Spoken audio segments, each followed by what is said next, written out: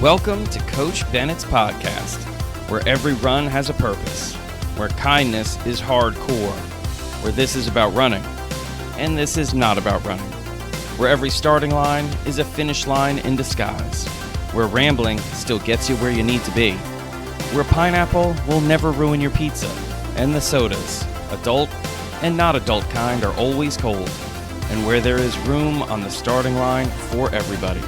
I'm Coach Bennett. Thank you for letting me be a part of your day. Let's get started. Welcome to episode 4 of Coach Bennett's playlist, where we talk about the Oregon weather, but in a really cool way. We talk about books, we talk about TV, we talk about some epic playlists I've made, and we talk about how maybe I can't also means maybe I can, and that those are some odds you should always take. And we talk about so much more. So let's get started. Welcome to episode 4 of Coach Bennett's podcast. Here we are already on episode 4. And the amazing thing to me is it was only 2 weeks ago that this entire thing started, that we launched Coach Bennett's podcast. It feels way longer than 2 weeks, and I'm going to make sure I'm looking at that last comment as a positive thing, because a lot of times when you hear people say something like, geez, that felt like it took forever, or this meeting's been going on, 10 years? It's not a positive thing. I mean it in a very positive way. I feel like a lot has been going on, and times just feels like it's moving quickly, but it's not. Time's moving at the time it wants to take. Time takes its own time. Oh yeah. Print that on a shot glass or a pint glass or a coffee mug if you want. Actually, don't. Let me do it.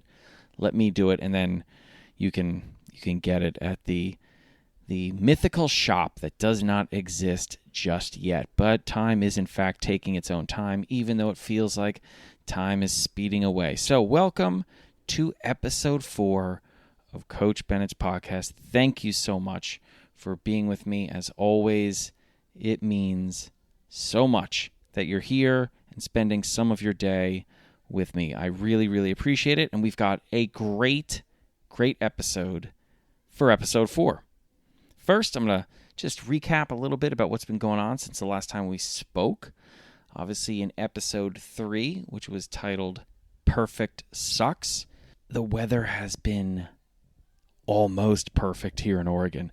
See, this is what we've gone through in the last few years. Summer has been bizarre. Last year, summer started late. It was raining straight through June. That is not uncommon here in Oregon. It basically starts to rain right around Halloween and then drizzles until June, sometimes deep into June, like last summer. This year, the weather's been pretty good. We kind of had winter trying to hold on a little bit longer than usual, and then suddenly we got a bunch of hot days in a row, and then things actually got really nice. So we had this bizarre winter where hail was in, tons of hail almost 3-4 times every single week. You could count on getting some hail. We even had some thunder in the spring. Bizarre, wildly bizarre in Oregon. And then, like I said, we skipped spring and kind of went into intense heat for 4 or 5 days. And then I don't know what happened. Oregon is acting super cool right now. Really appreciate you, Oregon. And I feel like I should say that because I give Oregon a hard time during the winter, because she drizzles and she rains and she spits from the sky, and she took up hail this winter, like I said, and she's cloudy and kind of melancholy for months. So she's not the easiest to live with. But now I gotta say, this is what we were promised, because when we first moved out to Oregon, we were told a couple of things. One, it doesn't get too hot very often, which was a lie. We don't need air conditioning. That was also a lie. And the rain's not so bad. That was also a lie. The first winter we were here, we got through it, I think, pretty easily, because we woke up every morning and just thought, there's just no way. It just can't be raining again. And then, sure enough, it would be raining again. And then you wake up the next day thinking, okay, but there's just no way it can be raining again. And in fact, it is raining again. And you go through this process month after month after month, going to sleep saying, okay, but tonight, this is it. Because in the morning, we're going to get some sunshine. That's why you got through the first winter, because you had hope. The second winter, you just know, like, it's not going to be sunny tomorrow. Like, the sun has forsaken us. It's gone. It is not coming back, maybe ever. This is what you go through, like, in the depths of February. You start thinking, I completely understand why people worshipped the sun back in ancient times and not so ancient times. I get it. And I bet in the Pacific Northwest, there are some people like me that when the sun pops out, every once in a while, like a little sneak peek in February, you're pretty close to getting just on your knees and saying, thank you, sun, thank you, and just throwing a little worship, up to the sky. So this spring bled into summer pretty quickly, and instead of going straight into super hot zone, this is out of control, why are we living here? It's so hot. It's been enjoyable. So I'm not sure if talking about the weather as much as I have to lead episode 4 is the right move, but I'm kind of learning as I'm going. And guess what? A weather conversation every once in a while, not so bad. In fact, if you want to pay me back some of the boredom that I've been giving you as a gift right now, you can send a letter to the mailbag. I read all of it, and you can tell me what the weather's like where you live, okay? You can pay me back. You can get revenge by making me read what the weather's like where you live.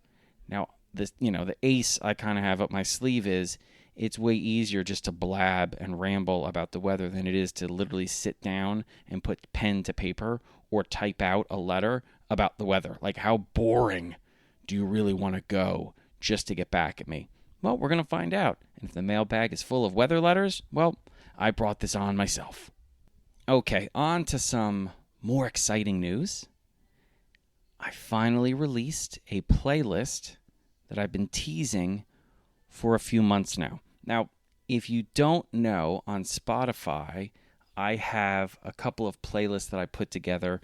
One of them is called Coach Bennett's Mixtape, and every, let's say, month, I try to update it with some mostly new music I've been listening to that I like to listen to, whether I'm on a run or I'm writing. I have to listen to music when I'm writing.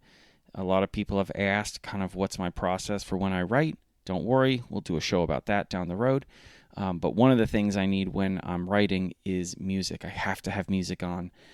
So whether I'm driving in the car, going for a run, cooking dinner, I always have music on. Coach Bennett's Mixtape is kind of my mixtape that I'm listening to of mostly new music. You'll see a couple of old diamonds in there, but it's mostly kind of the new jewels that I have found. There are other playlists in there. One of the more popular ones is the 80s for the Win mixtape. This mixtape is about 40 hours long, made up of some of my favorite 80s songs. And when I say some of my favorite 80s songs, I'd say most of my favorite 80s songs, because the mixtape is 40 hours long. But I've been teasing a 90s for the Win mixtape, because after the 80s one came out, there were a lot of requests. When are you going to do the 90s? And I said, I'm doing the 90s, baby. The problem is, I just couldn't stop doing it. It's over 50 hours long, but I finally released it kind of in celebration of the Coach Bennett's podcast coming out. I thought one of the best ways I could thank you for listening to me was to give you something else to listen to that's not me. So the 90s for the Win mixtape is out. Like I said, it's over 50 hours long, and it's awesome. So I'll put a link in the show notes to both the 80s for the Win mixtape and the 90s for the Win mixtape. You have 90 plus hours. You can listen to it straight through, put it on shuffle. I kind of put it on shuffle, and just go where the decade takes you. So that's something cool that's out there now. And I've been reading more, which is great. I went through my first rut in probably 7 years when it came to reading. It happens. It just suddenly became a struggle where I've been reading between 25 and 35 books a year, every year, for years. And for whatever reason, the tail end of 2022 into the beginning, really the first half of 2023 was tough. But I got my mojo back, and I got to tell you, I am deep into the reading thing again. I love reading. I think it's a part of what makes us humans. Ever since we started to communicate with each other, we wanted to tell stories to each other. I mean, if you wanted a free meal, learn how to tell a story. That's what you needed to do way back when. Nothing has changed. We pay people to tell us stories, and I buy their stories. So right now, I'm reading Hugh Howey, I think that's how you pronounce his name, Howey, Wool, because there's a show now, I think it's on HBO, called Silo, and it's based on his books. So I'm reading the first one called Wool, Wool. It's outstanding. Outstanding. And I always read a nonfiction book too. So there's always a fiction book and a nonfiction book I'm always reading. The nonfiction book I'm reading right now, and I probably got about 70 pages left, is Malachi McCourt's History of Ireland. So once Wool and the History of Ireland are done, boom, I start up on another fiction and another nonfiction. And those are also some of the most consistent questions I get are around the books I'm reading or recommendations for books. And I think that's because whether it's been on Instagram or Twitter or anywhere else, you can really follow me or listen to me in the guided runs. You know I love to read. You know I love to share book recommendations. You know I love to talk about books and get book recommendations. So I've been getting asked quite a bit, what have you been reading? Because I haven't been posting about it. So just recently I put out what I've been reading, and I will keep you updated, and I'm always open to book recommendations. And if you have some questions about maybe some books you think I might want to recommend you, just let me know the genre, and we can do that as well. So just send it to the mailbag or shoot me on DMs somewhere, and I'll get back to you because, again, I love talking about books, but to me, that's been one of the most exciting parts of the last few weeks. And then the last thing before we get into kind of the heart and soul of today's episode is The Bear on Hulu is back. So I guess it was about a week ago that The Bear came back. If you've not watched The Bear, I'm telling you now, start watching season 1 immediately after this podcast. Don't pause the podcast. Let's finish this podcast. It's going to be like 30 minutes today, so just bear with me. After it, you can get into The Bear. It is so good. We have one more episode to watch to finish season 2. And I got to tell you, season 1, I considered the best TV on television last year. And I'm telling you now, season 2 is the best TV on television right now. I also have to ask, is that redundant, the best TV on television? I guess I should just say the best TV right now is The Bear, or the best television is The Bear. The best TV on television is super redundant. So if you have a problem with my redundancies, you can send a letter to the Office of Redundancies office. Okay. Anyway, let's get into the heart and soul of episode 4, which is titled, Maybe You Can't. Means maybe you can. Now this time of year, I guess I should say this time of year is the beginning of summer, because some people may listen to this episode in 3 months from now, or 6 months from now, or 9 months from now, or 2 years from now. I'm doing this episode early summer, okay? This is a unique part of the year. It shares similarities to another part of the year from a running perspective, from a running coach perspective, really just from a human being perspective, I've found. And that other time of year is late December, early January, right around the new year. It makes sense because kind of the birth of summer has a lot of same vibes that the birth of a new year has.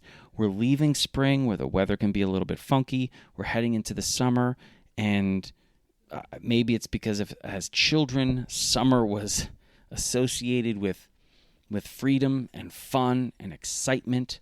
And the new year is looked at as a rebirth, a refresh, a reset. So what happens, especially in the sport of running, because track season is ending, cross-country, preseason training, summer training is starting. You've got the weather starting to shift where daylight is extending out for longer hours as late spring eases into early summer, which means you have more chances to run, be active, be outside while there is still daylight. That's really powerful. Another thing that is happening around this time is marathon training season is starting. People are starting to commit to fall marathons and fall half marathons. People are starting to say, you know what? I want to be active, or I want to be more active. All of this is happening, and there are parallels to the start of a new year. People get towards the end of December and they think, what do I want to commit to next year? I kind of turn the calendar into January and I feel like it is a refresh, a reset, right? So we start thinking, what goals do we have? What challenges would I like to take? What things do I want to put out there a few months so I can strive towards, look towards? How is this year going to be different than last year? How can I be better? Very similar to what's happening right now. And I'm getting lots and lots of questions about goals, about challenges people are taking on. But what comes along with these questions so often about, hey, coach, I've got a goal. I want to do a marathon. I'm not sure if I can do it or not. Hey, coach, I'm thinking about signing up for a half marathon. I don't know if I can do it. Hey, coach, I want to start running again. But this has happened and that has happened, and I'm worried about this happening again. Coach, I want to start running more, but I don't know if I have what it takes to do it. So as I start getting these questions about goals, about potential challenges they want to take on, about dreams or aspirations of becoming something better, someone better, taking on something different, achieving something maybe they've never achieved before, or maybe achieve again something that they've achieved in the past. Some type of progression, movement forward. I get the doubts. I get the worries and the concerns about maybe if I try to do this, I'm going to come up short. Maybe if I attempt this, I'm going to fail. Maybe if I go after this, I won't get it. I won't attain it. I won't reach it. I won't make it. I won't do it. And I say, great. That means you got a good goal. That's awesome. I love it. Which is usually met with a little bit of consternation, confusion. Like, wait, coach, what I want to know, no, and I have to stop. I know what you want to hear. What you want to hear is, can we set this up in a way where you're guaranteed success? Can we set this up in a way where at the starting line, we know you're going to achieve everything you want to achieve by the time you cross the finish line? And the answer I've got for you when you ask me that is hell no. I can't guarantee you success. I can't guarantee you're going to achieve the goal. I can't guarantee you're going to meet the challenge, especially if it's a great goal or a great challenge for you. I cannot guarantee whether this is going to be successful in terms of will you achieve the goal. All I can tell you is if this is a great goal, if this is a terrific challenge for you, maybe we can't. But here's the thing that really excites me. Maybe we can't means maybe we can. Maybe we will reach the goal. Maybe we will attain the achievement. Maybe we will make it not just to where you want to go, but beyond it. Maybe you can't also means maybe you can. And that's what I want to focus on. Now, here's the difference, though. I will also acknowledge that maybe you can't. It's not an either or. It's not only focus on maybe you can. You have to include the possibility that maybe you can't. That's what inspires you to work towards that thing in the future. Because here's the thing. I'm going to give you 3 I's to remember when you're setting a really kick-ass goal, okay? And you start to work towards that goal. 1, be informed by your past. Just informed by it. Learn from your past. Be informed by your past when you're setting a goal. What do you really want to do? What do you not want to do? You have this whole backstory. Learn from it. Take advantage of knowing who you are, where you came from, so you can figure out what exactly do you want to do, where do you want to go? What are my strengths, what are my weaknesses? You got both. Don't just focus on one, and usually we're humans, we choose to focus on our weaknesses, which is stupid, because we have a whole bunch of really rock star strengths. Awesome. Focus on those too. Acknowledge those weaknesses, embrace those weaknesses, because they're the easiest things to work on if you're willing and courageous enough to acknowledge the weaknesses and work on them. So, be informed by your past. Invest in the present. Don't invest in the past. Don't give some of your energy, your resources, your work on the past. It's gone. It's literally in the past. So invest in the present. You're going to be doing the work now. You're going to be talking to and supporting and hopefully helping who you are now. You can't have the conversations you may want to have with who you were. You can yell at yourself right now, and you can be a jerk to yourself right now. You can be obnoxious to yourself right now because of things you did in the past, shortcomings that you had in the past, mistakes you made in the past. You can do that, but the person that you're upset with is behind you. They're in your rearview mirror. They can inform the person today on how they should invest in today, but you can't yell at the person from 2 years ago, 20 years ago, or 2 weeks ago. Invest in who you are today, okay? And then lastly, be inspired by the person you want to be, or be inspired by the goal you want to achieve, or be inspired by the challenge you want to take on in the future that you're working towards, that you're progressing forwards to. So be informed by your past, invest in your present, and be inspired by your future. That's how you take on an awesome goal. An awesome goal that you, like I've already said, may not get, but you may. And that's where the excitement comes from, the real excitement.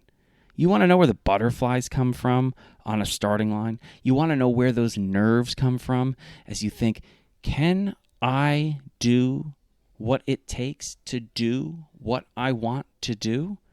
It comes from not knowing the answer. It comes from the fact that there are no guarantees when it comes to a great goal other than that there are no guarantees. That's where the butterflies come from. So the mere existence of maybe I can't is what supplies you with so much of the excitement and the nervous energy, which is okay. Remember, being nervous means you care. You are investing today in something. You're putting in the work in today in something that you hope to achieve down the road. And what gets you a little nervous is, what if I do all this work and it doesn't work out? That's okay. Because what you're going to find is the greatest goals, and again, I know this sounds like it should be in a poster in like a guidance counselor's office, but guess what? Some of those posters are really good. Some of those posters suck, don't get me wrong. I mean, I've talked about this a few times. Go hard or go home, or, no pain, no gain, or, that type of stuff. You know what I mean? Like, pain pain doesn't last, but pride lasts forever. Like, I don't know. Some pain, if you're an idiot, you can screw things up pretty bad where that pain will last forever. So there's a lot of those posters that are just dumb. And if you look closely, especially towards the posters that say things like no pain, no gain, there's usually a list of numbers for physical therapists nearby, because usually people that espouse to those theories, if you're not running hard, you're hardly running. Yeah, they're usually injured a lot or burn out mentally or physically, just, so they need access to people that can help them recover. So my point is, what I was going to say is that I've already lost track of what I was going to say. It was something about a poster, wasn't it? I think I was going to tell you like something really interesting that I thought belonged potentially on a poster, and then I went off on a ramble and I got myself lost. There you go. Well, maybe it'll come back to me, maybe it won't. I think it's time for us to move on a little bit about how you can embrace maybe you can't, and at the same time embrace maybe you can, and realize it feels good to hug a whole lot of stuff. Okay? So this is what I want you to be thinking about. I want you to be making sure you're paying attention to which side you're really giving the power to. Because remember, I said I like to put the spotlight on, the focus on, and I like to pay attention to the most. Maybe you can. I still understand that maybe you can't is in the room. I get it, I understand it, and it has to be there, because there is a possibility this ain't going to happen for a whole host of reasons. A lot of times when people set a goal, they think they don't reach the goal, that means failure. Absolutely 100% not true, especially in a sport like running. Because if you really think about it, all of your training is to set yourself up so you have the best opportunity to achieve the goal on this day. We'll just put it to that. We're just going to assume it's like a race day. But obviously you could be running for a whole host of other reasons. You could be running because you say, I know that if I run the right way, I will feel better about myself because it's going to give me confidence. And right now what I need is confidence. Or I know that if I'm running consistently, I'm going to feel emotionally fitter because running helps me process things. And when I'm out there, I feel like I can think more clearly, and by the time I come home, I am in an emotionally better place. Fantastic. That's great. For this exercise, we're going to pretend that there's actually a race day, okay? And that race day can represent anything you want. Emotional fitness, mental health, whatever you want. For me, I'm just going to classify it as race day. So what you're trying to do is say, if I do what I'm supposed to do, if I'm informed by the past and I'm investing in the present day after day after day, and I'm inspired by this goal, by the time we reach race day, when I get on the starting line, I have the potential to achieve this goal. I have done the work to achieve this goal. Whether or not you achieve the goal is not the point. It's a point, but it's not the point. You could show up on race day, you can pick the distance, and it can be scorchingly hot or incredibly windy. It could be terribly humid. That will have an effect on what you're physically, mentally, mindfully capable of doing on that day. It does not change the fact that you did all the work and you are physically, mentally, mindfully, emotionally capable of achieving the goal. You have done everything you could. The only thing that changed is the weather didn't cooperate. Too often, people will say, the clock is the final arbiter of whether or not I've achieved this goal. Or, if I don't cover the distance, that means I failed. I didn't do what I set out to do. No, the goal really, from a coaching perspective, is can you do all the work it takes so you can get on a starting line with the potential to achieve the goal? Once you get to the starting line, from a coach's perspective, we realize, hey, this thing may not work. The race could go out slow. It could go out too fast. Like I said, it could be very windy. It could be hot. It could be humid. It could be cold. It could be sleeting. Someone could fall down in front of you. The course could go in the wrong direction, and now suddenly, they cut it off and it's short. That was your chance. Okay, that doesn't mean failure. What actually it meant was you got to the starting line and you thought, yeah, maybe I can. That's powerful. That's really what you're going after when you're going after a goal. If the situation allows for you to be in an environment that's conducive to you achieving the goal, hey, even better, rock and roll. But, sometimes we get sick, Sometimes we miss the water table, Sometimes we roll our ankle, stepping off a curb, waving to grandma. I mean, all of these things happen. It doesn't negate the fact that you did all the work you needed to do, that you got yourself to the starting line. Maybe I can, because I did everything I could. And now let's see what happens. And even if you do everything you can when you're going after a great goal, even when you can stand on a starting line and honestly think to yourself, did I do everything I could do to put myself in a position to achieve this goal? And your answer is yes. You still may not get the goal. Sorry, things happen. They do. Which is why a great goal is always, maybe you can't, but maybe you can. And I just hope when you're looking at it, both of those make the goal more exciting, more of an adventure, a more invigorating and powerful journey. And maybe that is what we should be focusing on more than anything, the journey towards the goal. Tammy, my wife, also, truly Coach Bennett the Greater, when she's talking to people she works with, and especially athletes, and especially young athletes, when she says, okay, and she talks about goals, one of the things that she talks about is if you do everything you're supposed to do and you don't achieve the goal, are you proud of the person you've become? And that's a great question that we too often don't ask when we're setting goals.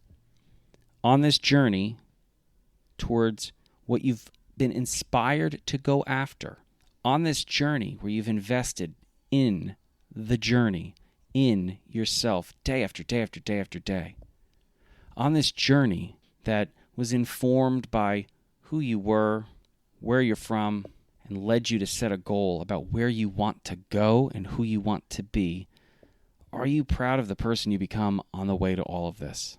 Whether you did or did not achieve the goal. Are you proud of everything you've done and who you've become when every starting line you crossed on your way to the ultimate starting line, you thought, maybe I can't do this, but maybe I can.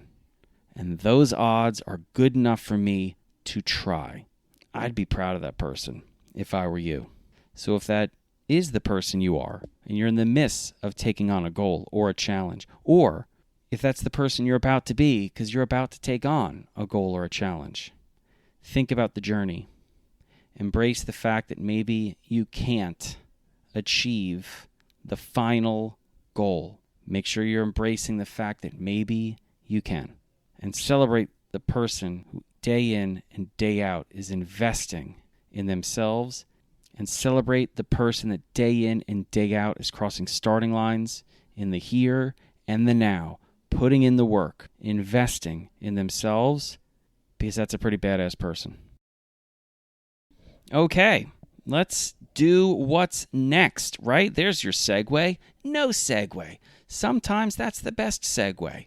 No segue at all. So we're going to go straight out of that because I was starting to really get into some places there. I kind of lost like 10 minutes. That was a little bit longer than I wanted it to be, but hopefully it was just as long as you needed it to be. Okay, so next we're going to do a question here. Let's see. Here we go. Okay, if you've been paying attention to the news, we've got some heat waves all over the place. And by all over the place, I'm not limiting us to the United States or North America or the Western Hemisphere. We've got some heat just about everywhere right now. And if you are in a region or a part of the world that's the opposite, that's going through your cooler phase of the year, good on you. This is information you can use. I got asked, and this is by a host of different people, so I'm just going to say the community right now is asking for hot weather tips. I will give you hot weather tips for the next 4 or 5 episodes. I'm going to give you a couple important ones right now. Okay, just some things for you to remember. And by the way, if you want, in the Nike Run Club app, there is a run called A Hot Run, which is really good and gives you lots of information on how best to run in hot weather. And sometimes, I'm going to say this now and I'm going to say it at the end, sometimes the best run is no run. If you cannot run safely, you don't run. Okay? So think about that. Couple of tips here. If you're able to run at the coolest part of the day, then run during the coolest part of the day. Now, here's the thing. The coolest part of the day is right before sunrise. So it's early. I get it. But I'll tell you what. You can either struggle through a very early run, or you can struggle during a very hot run. In terms of what's best for your body, I'd wake up. Get to bed a little bit earlier. Get over it. Now, if you can't do that, then obviously wait until the sun sets. It will cool off a little bit. Not that much. It takes a long time on a hot day for everything to cool off, which is insane if you think about the fact that the sun is as far away from us as it is, and it can cause this much heat. It's bananas. But anyway, that will at least give you a little bit of the edge off the heat from the day. What you don't want to do is run around noon. That's when the sun is at its strongest, or between 2, 3, 4, 5 p.m., that's when temperatures are usually at their highest. Because remember, you're not just battling the heat, you're also battling the radiation from the sun, which leads me to another thing. If you can run in the shade, run in the shade. Now, it's not going to be cooler in the shade. You're just going to be out of the sun's radiation. A lot of people think, well, if I run in the shade and it's 100 degrees outside or something, well, then it'll be cooler. No, it's still 100 in the shade. What you're not feeling is the intensity from the sun's radiation, which is a good thing, but it's still hot. So don't assume because you're running in the shade, you've somehow escaped the heat. You've escaped the sun, but not the heat. Another thing, the best way to stay hydrated on a run is to be hydrated before the run. So don't think you're going to get hydrated on a run. It's too late. Be hydrated before the run. Stay hydrated during the run.